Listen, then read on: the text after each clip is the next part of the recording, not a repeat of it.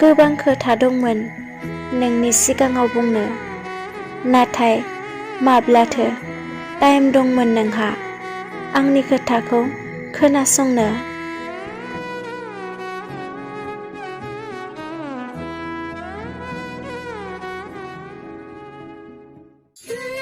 आंनि थुख्रा थुख्रि बायफ्लेनाय गोसोनि खोथाखौ फोरमायनो गोबां दङ, नाथाय खोनासंनो गोनां आरो बुजिनो गोनांसो रावबो गैया।